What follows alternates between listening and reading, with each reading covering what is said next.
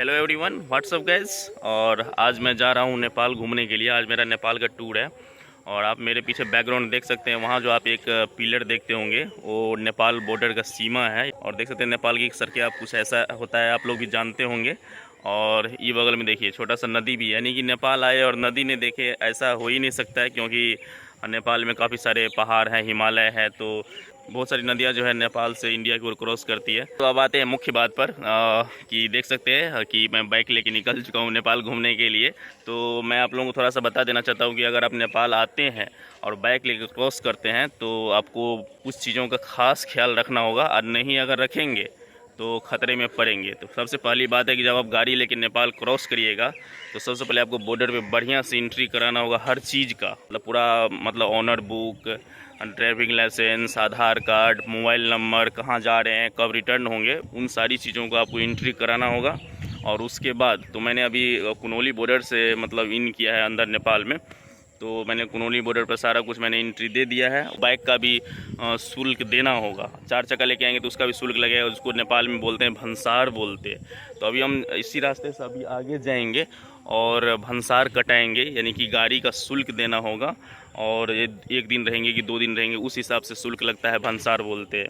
अगर आप बाइक लेके जाते हैं, नहीं अगर आप भंसार कटाइएगा तो गाड़ी अगर नेपाल में धरा गया तो 100% है कि छूटेगा ही नहीं गाड़ी, वो आपका सीज हो गया, आपको कबाड़ी बन गया। वो इंडिया वाला हालत नहीं है, जो सच बात है वो बताना पड़ेगा। इंडिया वाला सिचुएशन नहीं रहता है कि चलो भाई थोड़ा मोड़ा खर्च उर्च दे के निकाल लेते हैं काम, वैसा होने वाला नहीं है। और हेलमेट तो मस्ट है, ये बात जान लीजिए। और एक बाइक पे सिर्फ 2 आदमी रहेंगे, उससे ज़्यादा अगर रहता है तो बस फाइन लगेगा आपको। इसलिए 2 आदमी रहेंगे तो दोनों को हेलमेट चाहिए। तो वैसे तो मैं सिंगल जा रहा हूँ। कंट्री तो बहुत बढ़िया है फ्रेंड्स, मैं तो बराबर आते ही रहता हूँ घूमने के लिए। तो मुझे क्योंकि मेरा घर जो है मधुबनी है, तो मैं नेपाल को अच्छी तरह जानता हूँ, हर एक चीज़ जानता हूँ। तो देख सकते हैं अभी मैंने बाइक खड़ा करके, और अर्ली मॉर्निंग है तो मैंने सोचा कि ये वीडियो आप लोगों को शूट करके बताया जाए, क्योंकि भंसार से संबंधित बहुत सारे कमेंट आ रहे थे कि आप जब नेपाल जाते हैं तो बाइक का क्या सिचुएशन है, कैसे क्या ले जाएंगे। नॉर्मल है, अगर आपके पास सारी चीज़ हैं तो कोई दिक्कत नहीं आएगी। जूते, हेलमेट, और उसके बाद 2 आदमी रहना चाहिए एक बाइक पर, दोनों को हेलमेट होना चाहिए। ड्राइविंग जो चलाएगा उसका ड्राइविंग लाइसेंस, मतलब बाइक का ऑनर बुक, गाड़ी का इंश्योरेंस, उसके बाद पोल्यूशन, सारा कुछ आपका होना चाहिए। मेरे गांव का कई आदमी गए हैं नेपाल में, गाड़ी वहीं के छोड़ के आ गए, क्योंकि वो छूटना ही नहीं है। इंडिया में बहुत सारे आदमी हेलमेट नहीं लगाते रहते, देखते रहते हैं जो वहाँ के लोगों को, लेकिन यहाँ पर देखिएगा जितना भी बाइक वाले रहते हैं वो सब हेलमेट लगा के चलते हैं। अगर आपको यकीन नहीं होता है तो जब आप नेपाल आएंगे तो आपको पता चल जाएगा कि यहाँ का रूल कितना बढ़िया है, अच्छा है। क्योंकि सरकार सेफ्टी चाहती है कि नहीं, तो ये होना चाहिए। और जो भी बाइक चलाते हैं उनका भी रिस्पॉन्सिबिलिटी बनता है कि वो अपने हेल्थ पर, वो अपने लाइफ पर ध्यान दे और अच्छे से बाइक चलाए। तो अभी चलते हैं भंसार कटाने के लिए और आपको दिखाते हैं कि भंसार में कितना चार्ज लगता है और कहाँ पर है और कैसे क्या, सारा कुछ आप लोगों को दिखाते हैं अभी। तो आप लोग वीडियो में कंटिन्यू बने रहिए।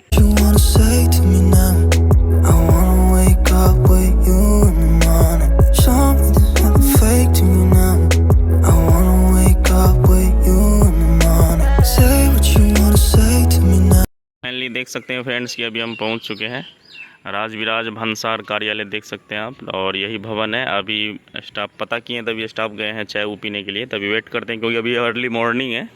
तो भंसार कटा के ही नेपाल एंट्री करेंगे, अदरवाइज़ दिक्कत हो जाएगी। यहाँ कुछ लोग अभी भंसार कटा रहे हैं, आप देख सकते हैं सामने में। तो अभी हम भी अभी कटाएँगे। और देखिए यहाँ पर भाई साहब जो है ड्राइविंग लाइसेंस लेके खड़े हैं।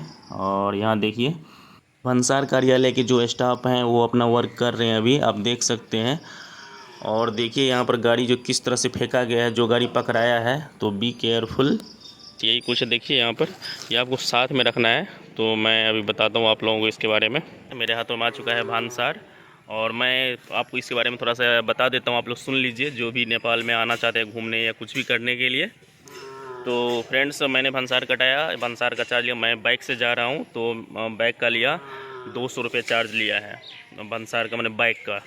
और मैं 1 दिन का कटाया तो वो आपको दर्ज कराना होगा। तो आपको जिस टाइम से भी कटाएँ उस टाइम से लेकर के 12 बजे रात तक वैलिड रहेगा 1 दिन का। तो 1 दिन का 200 रुपये चार्ज लगता है बाइक का। और अगर आप स्कॉर्पियो से आना चाहते हैं तो स्कॉर्पियो का लगता है 700 रुपये नेपाली, इंडियन हो गया 450 रुपया। और बाइक का 200 रुपया नेपाली लगा है, तो इंडियन हो गया 140 के समथिंग। तो यही कुछ है, ये आपको साथ में रखना है और आप बिंदास आप घूम सकते हैं। जो मैं पहले बताया वो सब आपको साथ में रखने हैं। और हाँ, एक चीज़ आप लोगों को और मैं बताना चाहता हूँ फ्रेंड्स कि यहाँ पर ऑनलाइन की सुविधा नहीं है। जैसे अपना लोग इंडिया में ऑनलाइन ट्रांजेक्शन करते हैं, तो यहाँ पर ऑनलाइन ट्रांजेक्शन नहीं है बॉर्डर साइड में। अब अंदर में जो हो, मतलब ज़्यादा भीतर नेपाल जाने पर। और दूसरा बात, यहाँ पे देख सकते हैं आप कि मुझे कंप्यूटराइज नहीं है, ये हाथ से लिख करके दिया है, कार्बन कॉपीज चलता है। कोशिश करिए कि आप लोग नेपाली कैश लाने के लिए यहाँ पर, क्योंकि इंडियन जल्दी यहाँ पर एक्सेप्ट नहीं करता है। मैं भी अभी 500 दिया इंडियन, तो बोले कि नहीं नहीं नहीं होगा नहीं होगा। तो मैंने बोला भैया मैं जो है मधुबनी का हूँ, मैं मधुबनी का हूँ, लोकल ही हूँ, प्लीज़ कर दीजिए कर दीजिए। तो उन्होंने बहुत रिक्वेस्ट करने के बाद कर दी। जिनको पता नहीं है वो तो अचानक आ जाएंगे ऑनलाइन ट्रांजेक्शन करने के लिए, तो वो फंस जाएंगे, दिक्कत में आ जाएंगे। ज़्यादा दूर से लोग आएंगे तो उनको पता नहीं रहेगा, तो कैसे होगा फिर। तो थोड़ा सा मोटराइजेशन होना चाहिए, ऑनलाइन ट्रांजेक्शन भी व्यवस्था रहना चाहिए, उसके बाद कंप्यूटर भी व्यवस्था होना चाहिए। क्योंकि अगर कंप्यूटर रहता तो मुझे 1 मिनट के अंदर दे देते, लेकिन मैं 10 मिनट रुका तब जाके जो है मुझे ये मिला। क्योंकि वो हाथ से राइटिंग करे तो फिर तो टाइम तो लगेगा ही ना। फिर उसके बाद कुछ पूछे कि कहाँ जाइएगा, क्या वो फलना चलाइए, वो पूछने लगे तो थोड़ा सा है। उसके बाद ओरिजिनल आप ऑनर बुक लाइएगा बाइक का, तभी होगा। अभी मुझे बोल रहे थे कि दिखाइए, तो मैंने दिखाया, मैं लाया था तो मैं दिखा दिया ऑलरेडी। और जाते अभी नेपाल, तो नेपाल की बहुत सारी वीडियो मेरे यूट्यूब चैनल पे है, आप लोग जाके बिंदास देखिए। और मैं एक रियल यूट्यूबर हूँ, कोई फेक चीज़ नहीं बनाता। तो आप लोग मुझे सपोर्ट कीजिए, प्यार दीजिए। तो मिलते हैं नेक्स्ट वीडियो में। अगर आपको इन्फॉर्मेटिव वीडियो लगा हो तो मेरे चैनल को ज़रूर सब्सक्राइब कीजिएगा। तब तक के लिए bye bye, take care, thank you, जय हिंद।